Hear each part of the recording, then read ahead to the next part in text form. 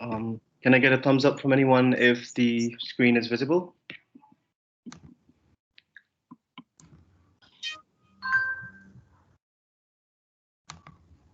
All right, so seems like we can proceed. This is the first session of Quantitative Tuesdays and Qualitative Thursdays.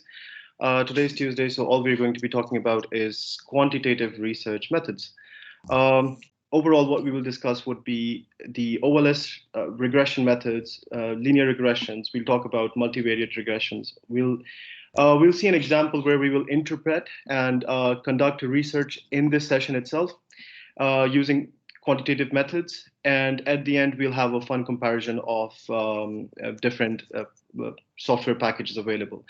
So I'll move on. And as I mentioned, not being sure what to start with, I thought that let's have a 2-minute recap of different distributions in statistics. Some of you might have seen this in school, high school. Some of you might have not. It's not directly relevant to most of your research, so just consider this a small 2-minute recap. Different distributions in statistics mean that data can be distributed in different ways. So one of them is Bernoulli distribution, where it's a strange one, where you can only have two possible outcomes, success or failure. For example, the outcomes of your Viva, or the question that will Salford City Football Club win its next match or not. The probabilities of success and failure do not have to be the same. They can be different, and you can easily calculate the expected value of the football club winning, or you can easily calculate the expected value of a randomly chosen PhD student passing their Viva in their first attempt by using the simple expected value probability-based formulas, and you can calculate variance of these. There's another distribution, which is also another strange one, doesn't apply to everything, but it does apply to some of the naturally occurring events where they are randomly distributed and every outcome has exactly the same chance of occurring. So these types are called uniform distributions, where we're talking about, let's say you roll a die or you toss a coin, as long as, let's say, the coin and the die is fair, every outcome has an equal chance of occurring, so that is called uniform distribution. And it looks something like this over here. Then we have the expected value is simply the same for every outcome all across, and variance is simply calculated like this, but this is another type of distribution. When we have a series of events which follow each other, they could be uniformly distributed, they could have different probabilities. When we have a series of events which follow each other, but there are only two possible outcomes, the same as the first one, they could either be the outcomes could be a success or a failure. Then we can use something which is called a binomial distribution. And a binomial distribution would just multiply what we found from our first method by the total number of times, for example, by the total number of times a die would be rolled, and so on. So, for example, the first graph over here, if we want one particular, if we are interested in, let's say, rolling the die, and we are only interested in number 5, if we get number 5, it's a success. If we don't, then it's a failure. So if you roll the die 11 times, the data would be distributed something like this, something like the first graph over here, because you're not going to have half the outcomes as success on average, because the probability of success over here is significantly lower. And then you have, but let's say, if you use outcomes which have the same probability of occurring, let's say if you toss a coin, the probability of heads is a success, tails is a failure, but they both have the same probabilities, then you have, if the probability of success or failure is the same, then you have a binomial distribution, which looks like the second graph over here, which looks a bit like a bell curve. And this is what I would start off with. The most important, and these ones were just for references. You might not use these in your research directly, but what you are most likely to use is this. We have the most widely used distribution is the normal distribution. I mean, in simple words, reason why we call it normal is that most events that occur in nature, in this universe, are normally distributed. What does that mean? It means that as long as we have a large number of events we will have a central limit theorem, a central tendency for most of the data to cluster around somewhere in the middle. And then there would be outliers. There would be a dispersion of that data towards both ends. So, for example, we calculate height of all students in a class, or blood pressure, or marks on an exam, productivity per hour in a factory, or the number of typos in the first draft of your dissertation. Whilst it is impossible to tell what is the exact probability of an exact number of graphs, that's why we have a continuous distribution, which means that we look at ranges. But the idea over here is that applying the law of large numbers, what happens is that most of the times, in almost every situation, as long as we have a large data set, what happens is that most likely you're most likely to get most of your data somewhere in the middle in frequency. So, for example, this could be a standardized test. We have frequencies on one side, and we have scores on the other side. What we have over here is that when you draw a histogram, in most cases, what happens is that the histogram would look like a bell curve. And if you can draw a line, the area under which would be equal to 1, then that would be important towards making statistical predictions about it. And this is just the whole concept behind the bell curve and normal distribution. Most probably in statistics, when you use statistical software packages, we don't use the normal distribution as it is, but what we use is that what we use for reference point is something which is called the standard normal distribution, which is precisely the same thing, but we standardize it. The reason why we standardize it, we get numbers that are comparable across all different data series. When we standardize it, we have a normal distribution, which looks like the left one over here. And we know that whatever this data series is, most numbers occur around 1010. And then we have a range between 970 and 1050. Beyond these range, you are unlikely to get the outcomes, but it is possible because the data is dispersed. But what if you divide, because this average over here is 1010, what if you divide all of these by 1010? What if you subtract all of these by 1010? The average will go around somewhere 0. The average will be exactly 0. So it will be standardized, and it will be further standardized once you divide all of these by the standard deviation. Standard deviation, hopefully everyone would know about this concept, but just to recap, how far does your data spread across? So when you do that, your data series becomes a standard normal distribution. Why is that important? Because we use something which is called z-scores. Basically, when you divide these and when you standardize, going back, when you standardize a normal distribution, you can see it as if your data after standardization averages around 0. And 95% of all the outcomes occur between minus 1.96 and positive 1.96. So when in statistics, you might have heard the term, we have confidence levels.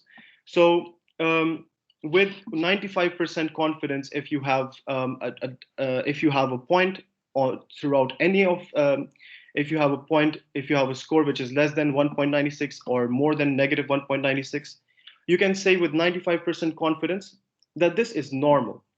And it's a vague term as of now, but we use it a lot in quantitative research. When we say it's normal, it means that it's not out of the extraordinary.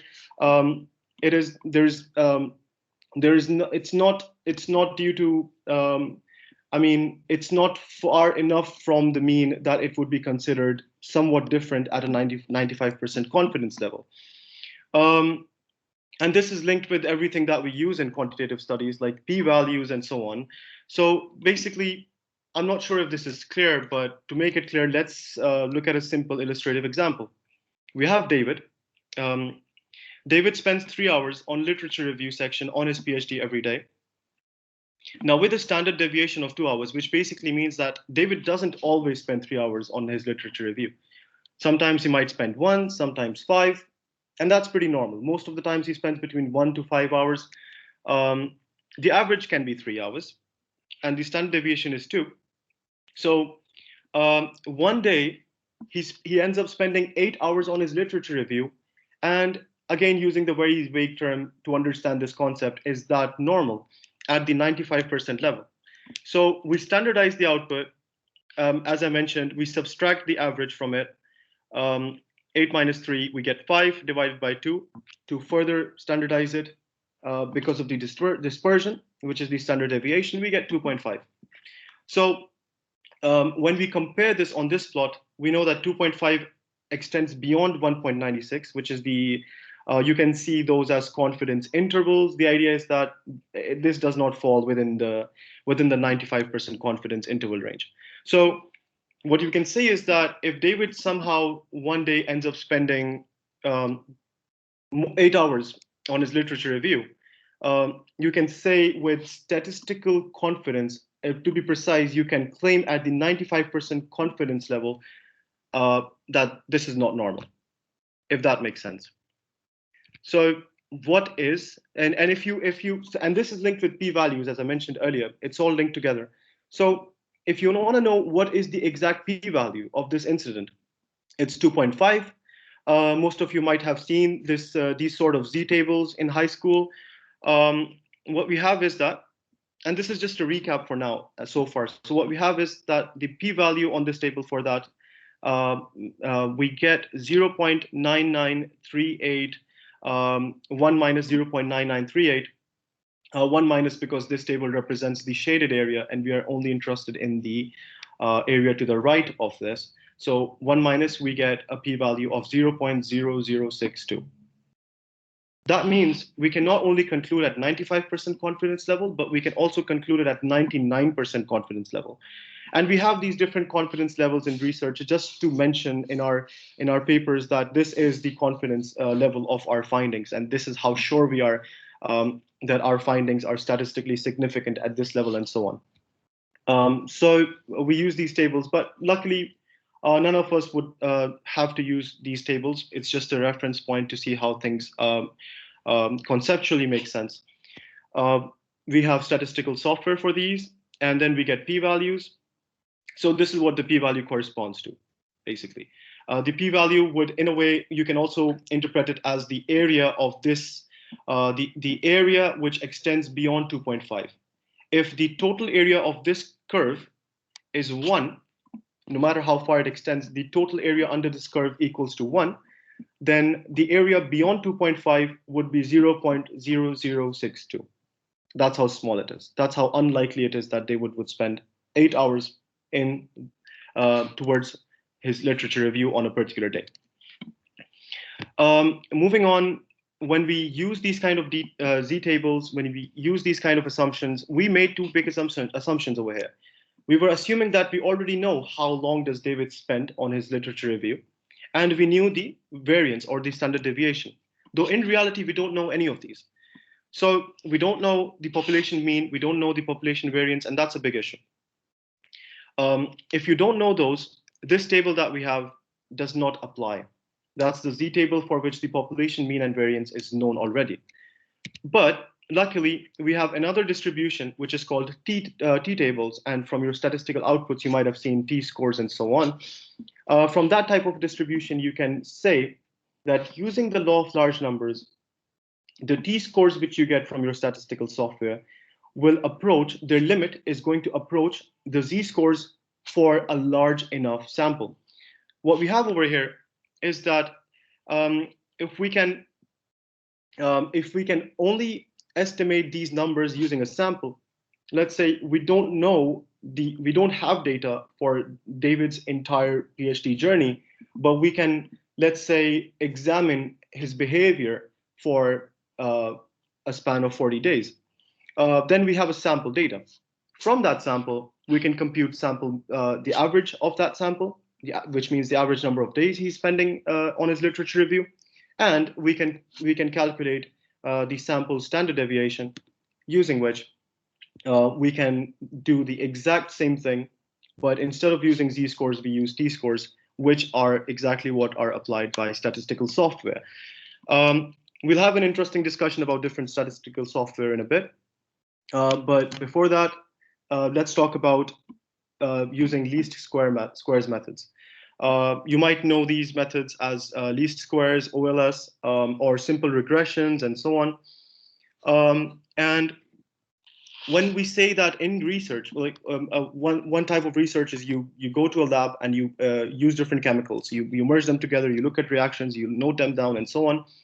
But in observational research, where you just have data to observe the events that naturally occurred, and you have data for that, the idea and the major assumption over here being that if certain event corresponds to another event, we use the word that they are correlated. Relying on the law of large numbers, the assumption that if a certain event occurs in a certain way, in a significantly large number of times, such that it's no longer a coincidence, then we can claim that this is how it will go on in the future. So let's say that we have a simple example over here. We have the average number of hours spent in the library per day, and then the exam scores. And these are all, the blue dots over here are different students. It's a cross-sectional data. We have different students. Not every student is the same. Some of them can get a reasonably good exam score without spending much time in the library. Some of them might spend a lot of time in the library yet not get the highest score as well. But in general, the trend is that if students do spend more time in the library, they are more likely to get higher exam scores. So when we have data for that, we can construct something which is called a simple linear regression model. On the bottom right side is the derivation behind it, and at this stage, you don't have to worry about it. This is what is applied by statistical software. This is the derivation, but the idea is what we are doing in these processes is that we construct a linear line, which is as close as possible, and it's a straight line which is as close as possible to every possible point on the graph. And it's impossible for a straight line to cut through all of these points because we have anomalies. We have students that are different. We have students, not everyone is the same. Yeah, if we would have a straight line if we conducted this sort of an experiment on identically designed robots, but humans do not work in that way. So we would have dispersion. But the goal of this method is to draw a straight line through all of these points.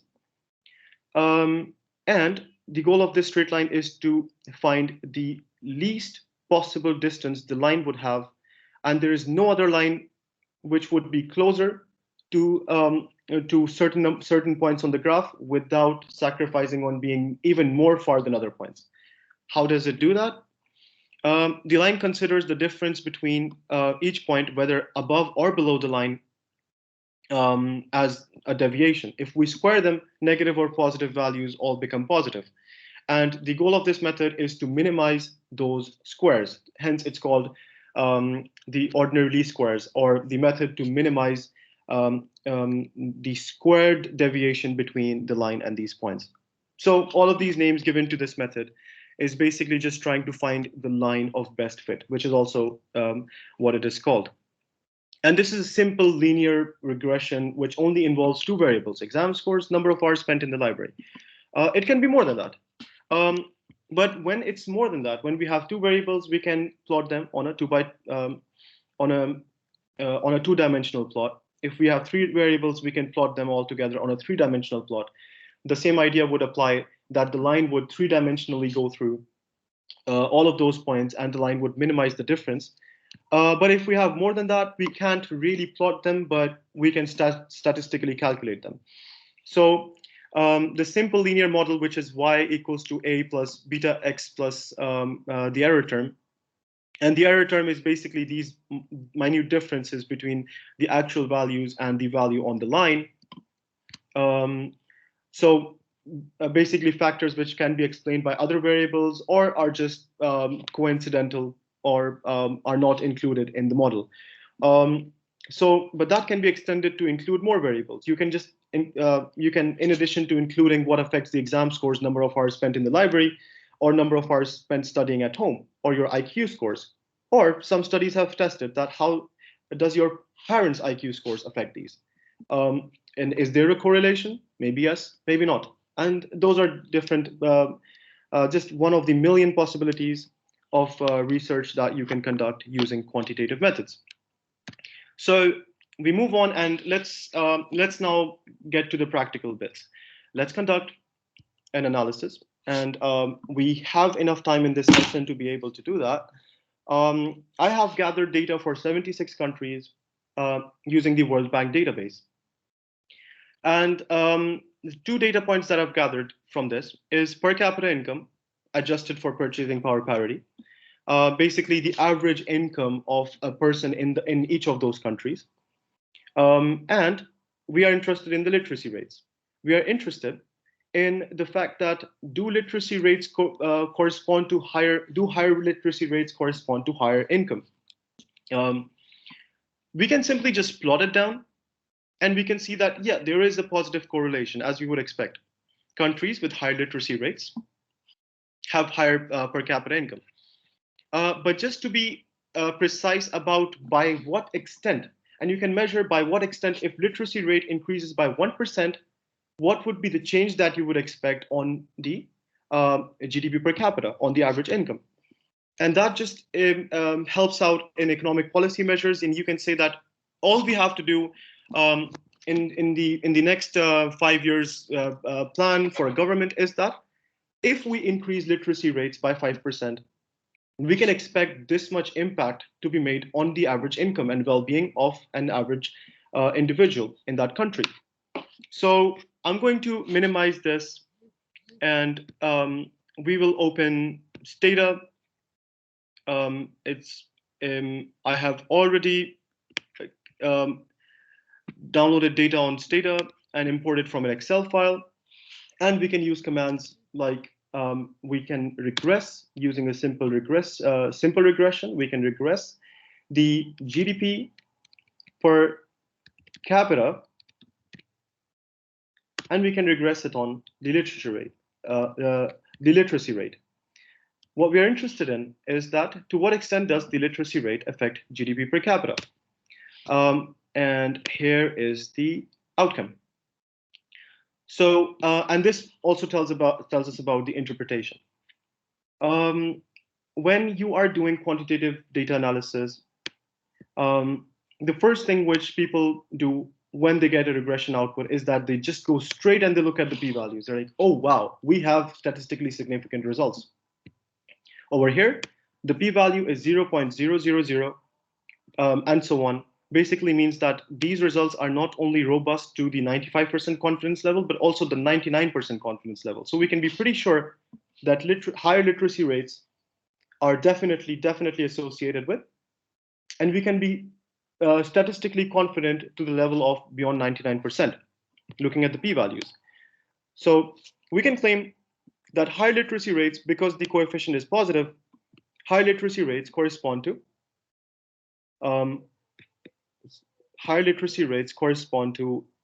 higher income per person in that country. However, we can even go beyond that, and we can say that if the literacy rate increases by 1%, then we would have the average income of an average person in that country would increase by 459 purchasing power parity adjusted US dollars. That's how the data is structured. So we can measure the precise coefficients and the precise effects, which is why regressions are even simple regressions tell a lot. However, what do these things mean? 95% confidence interval, and this is the first session, and we are learning about interpretation. So we can see that the 95% confidence interval of this effect, it just means that 95% of the times, this is what will happen.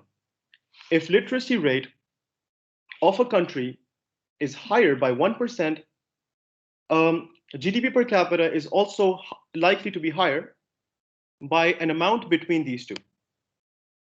So the confidence interval is literally, it's basically telling us that because we cannot, this is just impossible. It's impossible, and it's not practical to assume that this would be the exact amount by which income would be higher. But we can still say that income would be higher 95% of the times by a value which is between these two intervals at the 95% confidence interval, confidence level. If we change it to 99%, this interval would expand, because then at the 99%, we need a greater interval to be more sure about. But as long as both of these are above zero, which means that in either case, in the worst or the best possible scenario, is how we interpret it. In the worst or the best possible scenario, we will have a positive influence, which is why the p-value is literally almost zero. That's the average. But in the worst or the best case scenario, we will have a positive impact on per capita income. There's one problem with this regression, though. The constant is negative, and it's statistically significant, which means that if a country has, hypothetically speaking, a literacy rate of 0, then what we have over here is that their per capita income would be minus 22,000, which is impossible, because the lowest value per capita income can take is 0, and it cannot go negative. Let's get back to our slides. What we have over here is that we examine this, and that's the equation. The only problem is that the constant in this equation is negative and is also statistically significant, which means that there is something wrong with this model. How can it predict that if hypothetically a country had 0 literacy, then it would have negative income, which is not practically possible. So there's a few ways to fix that. And there's another problem with, if you have noticed with this data series, is that the effects are not linear. And that is probably why we saw anomalies in our result. Because if the effects are not linear and we are using a linear model, the line will cut through, the line is going to cut through the negative point, and it's not going to correspond. It's impossible for the line to cut through most of these points on the graph, because it looks something like it's exponentially growing. Basically, it means that after 90% literacy rate, the minute differences, even 1% change in literacy rate, has a much higher impact on GDP per capita compared to 1% change when literacy rate is already low. So, for example, if we are comparing countries with high literacy rates, let's say if we are comparing the OECD countries or so on, and countries which already have high literacy rates, for them, and for these countries, even the smallest change in literacy rates, the smallest improvements will result into the greatest changes, which is why the graph is exponential towards the end. So there are different ways in which we can fix that. We can linearize the equation. Even though our data is non-linear in nature, we can take the log of GDP per capita, and we can use the same linear regressions. Our method is still linear, but our data is in logs. Not the entire data. In this situation, our data on GDP per capita. So if it's in logs, the extreme values towards the end would be standardized to lower values, but that would change our whole interpretation, which is also very helpful to learn about. We can also maybe use exponential equations, or we can just use a quadratic component. If you use, so there are different equations. One solution is we take the logs of GDP per capita, the log of average income. And when you do that, your graph looks something like this, which looks like something which can be more easily and precisely modeled by a linear regression model.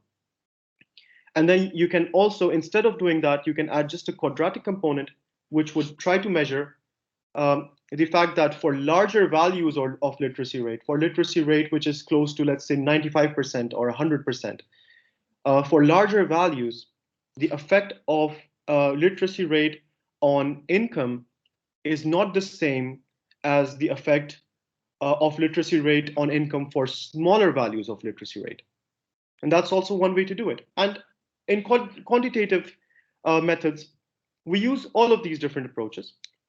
and we find out whatever is the best. So we'll go back to Stata, and we use the same model, but just with one change. What we have over here is that we regress, and it's fine if you use other statistical packages. I'm just using it for illustration and interpretation. If you so what is the difference if you regress the log of GDP per, and this is a variable I've already created, the log of GDP per capita, instead of the simple GDP per capita, the log of GDP per capita on literature rate, and we get a different output. And also remember that the interpretation would be different as well. Once again, we find significant results, which are statistically significant, but the coefficient is much smaller. Previously, the coefficient was 459, and here the coefficient is 0.4. But they both mean completely different, they both have completely different meanings. Basically, previously, what we saw was a 1% change in literacy rate would increase income by $459.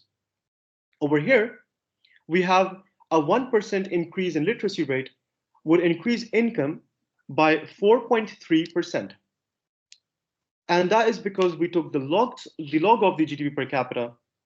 It changed the data series that we have included in our regression. The interpretation would be different. Another thing that we have noticed is that now our constant is also positive and it's statistically significant. The p-value is even smaller than the previous one, which was 0.006. This is 0.000, which means that the findings from this constant are more robust than the findings from the previous constant, which did not have enough data to support it compared to this one. Another thing that we can interpret is the F statistics and the probability of the F statistics. What this is telling you from a regression output, from a regression point of view, is that previously, the F statistic, it's saying that does your statistical model have any meaning? And over here, we can say that our statistical model has meaning because it does predict, it has predictive power, and it explains something. That's why its probability, it's a similar table compared to Z-scores or T-scores, but what this package is calculating for us is that our model has explanatory power. However, if you notice, the F statistic over here was 24, and when we use the logs instead, our F statistic improves to 101, which means that our model is now even stronger. Another few points that you can interpret on is in the previous model without the logs, we had R squared, which is 25%, which means 25% of changes in this model can be explained from what's going on in the constant and the literature and the literacy rates. But when we take the logs, the explanatory power of our model increases with the R squared improving. And the difference between this R squared and the adjusted R squared is just the fact that adjusted R squared would penalize for a larger number of variables included in the model. That's just because if you keep on including more variables, your R squared would improve. But doing so, if you include variables that are irrelevant, would harm your statistical model by some of the other issues that we might discuss at a later point. But that is the only difference between R squared and adjusted R squared and the F statistic. In most research paper outputs, sometimes you see outputs that just show the p-value. Some of them just show the t-statistics. Most of them don't even show the 95% confidence intervals when we are doing your literature review of the quantitative outputs of different researches. And that is just because if you have any of these two, if you have the t-statistic and the sample size, you can compute the p-values and so on. And if you have the p-value, then you don't need the t-statistic to conclude if it's statistically significant or not, and so on. And from these, you can very easily compute the confidence intervals. So sometimes not all of these are mentioned in research papers that we review, and that's only because not all of these are relevant, and it's considered sometimes repetitive to include each and every piece of this information because this is interlinked. Yeah, they might mention for convenience, but most people just directly have a look at the p-values. But now we have a better understanding of what the other terms mean. That's enough for data for now. We will go back to our presentation. So if we use the log, what we understood was that our equation would change and the interpretation of this coefficient would also completely change. And instead of interpreting that the income would change by a certain number of dollars, by taking the log, we will conclude that the income would change by this percent. Next, we're going to move on to another topic which also uses regressions, and this is something which is a new area in quantitative. It's not as relatively new, but it's a growing area, and more people are showing interest in this. Is called randomized control trials, and if you might have heard about it, randomized control trials can also use the same regressions, but the idea is that we have two different groups. We have a whole sample, and we divide the sample into two different groups. It's a quantitative method where we have a control group and we have an intervention group. So for example, we have a look at all the PhD students at the University of Salford. Some of them sign up for the Quantitative Tuesdays and Qualitative Thursdays. Not everyone does, but there's a problem with this because they're self-selecting into it. In a randomized control trial, what's absolutely necessary is that they should be randomly selected. So for a moment, let's assume that emails were sent and students were required to register, but that occurred randomly. So if that happens, then we can measure the difference between those who did not attend and were not offered the opportunity and those who attended and were offered the opportunity. We can have something measurable, and we can see if that intervention has an impact or not. And randomized control trials are not just popular in business, but they're also popular in medicine, in studying things like vaccination trials. Because once again, applying the law of large numbers, it might just be a coincidence that if we have two people sign up for the seminar series, then we can say that these two people had an increased quality of research output. Let's say if that's something we can measure, and that could just be a coincidence. But randomized control trials are conducted across a larger database, so we have an intervention group which can be compared against a control group. And when they're compared against each other, we can conclude once again with statistical significance. And this is just a quantitative and a statistical research method. We can once again conclude with statistical significance that a certain intervention was effective or not. A vaccine, for example.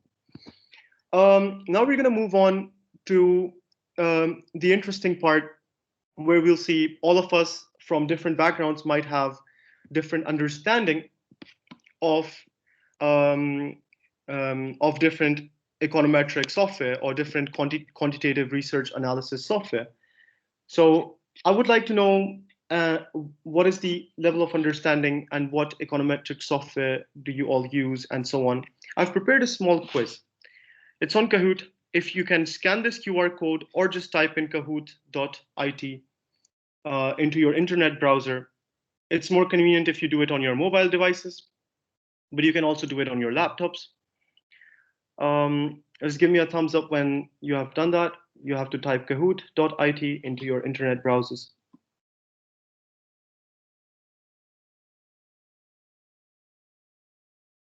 I'll give about 20 seconds for that.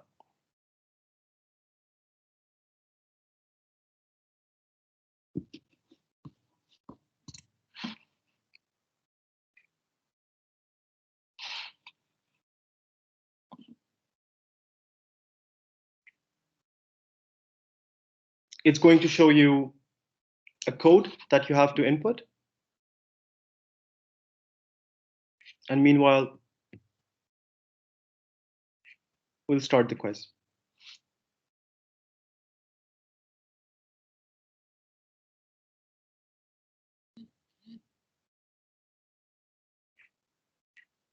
It's no code.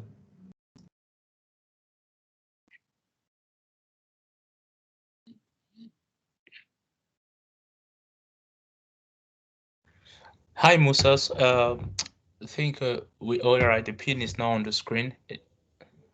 Okay. Now you can type this pin onto your. We have Lucy.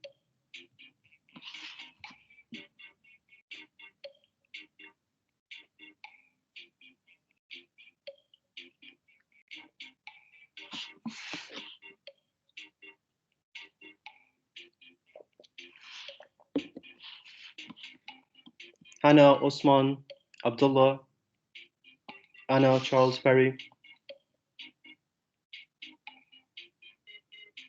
Let's give it some more time.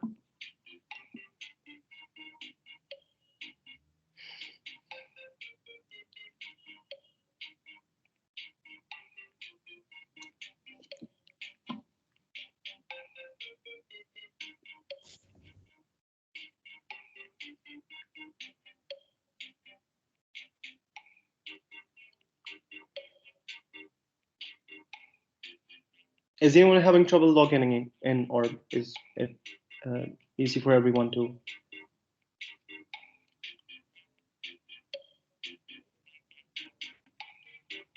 Okay. David, should we continue? Yeah, it looks like we haven't got anyone else wanting to join, so I think yeah, we can go on. Is there anyone else who's trying to log in? You can unmute yourself and speak if you have any issues. If you're having any issues logging in, if not, we will proceed with 15 participants. Yeah. All right. We have me, you, very descriptive and anonymous.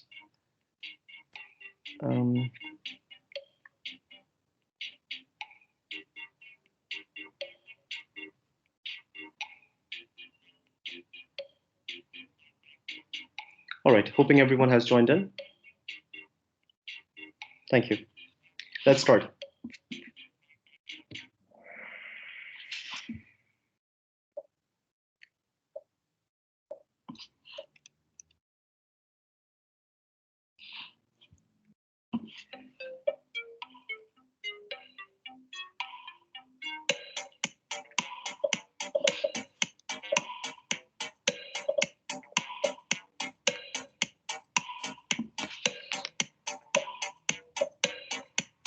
You have time's running out.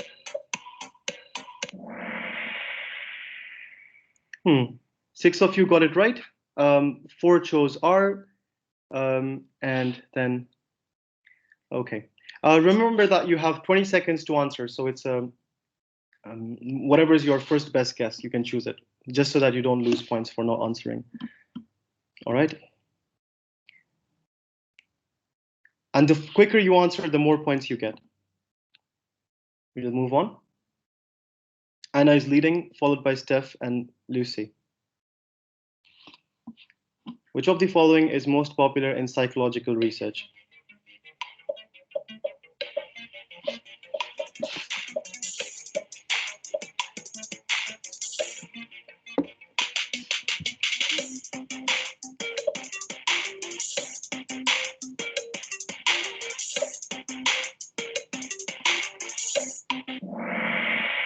Most of you got this one right. SPS is most popular in psychological research.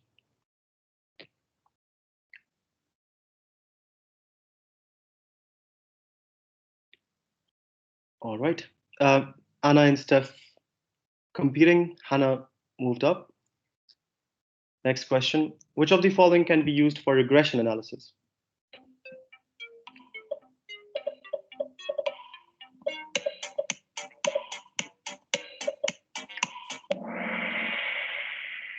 Yeah, most of you got it right. R, SPSS, data, all of these can be used for regression analysis. Moving on. Which of the following is an open source software?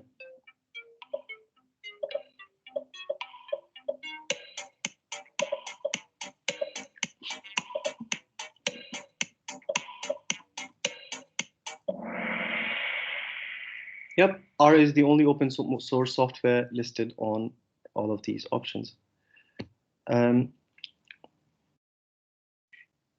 Moving on. Steph has a streak with 4 correct answers in a row. Awesome.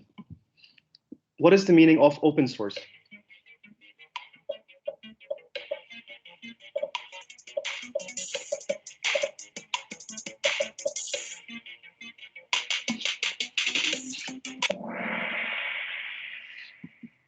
Yep, most of you got it right. It's not only free, but it's also that users can modify it, users can develop it further. So correct answer is all of the above. Moving on. Which of the following uses a spreadsheet interface that's similar to Excel?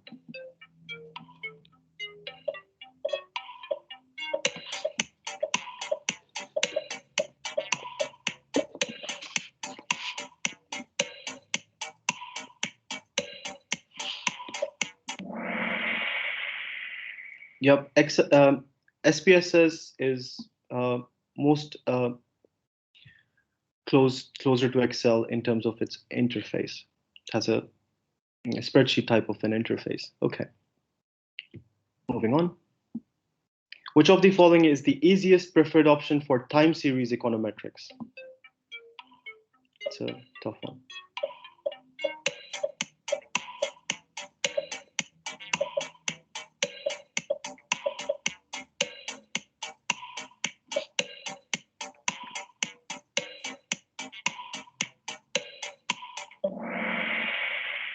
Correct answer was eViews. eViews displays results beautifully. Moving on.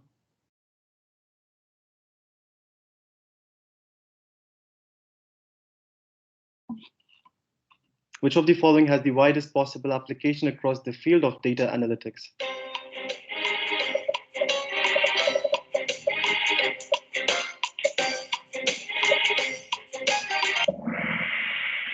Correct answer is R, because you can modify it, you can expand it, and add an infinite number of packages to it.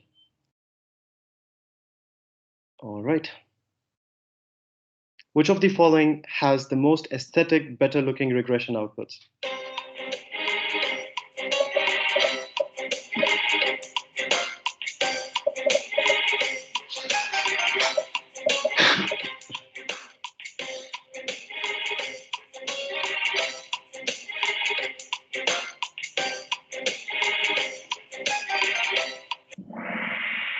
eViews again, that question was repetitive. All right. We have Lucy at 3rd place, Anna at 2nd.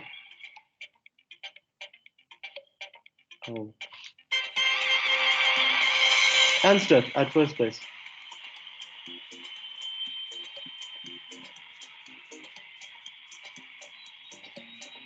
Congratulations. All right, let's get back to our presentation now.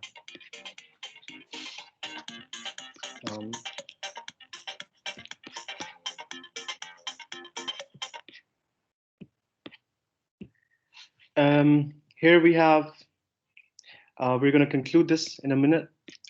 Just a brief description. Different software is used for data analytics. Now, this is not a comprehensive list, but R is an open source software. All of these have regressions.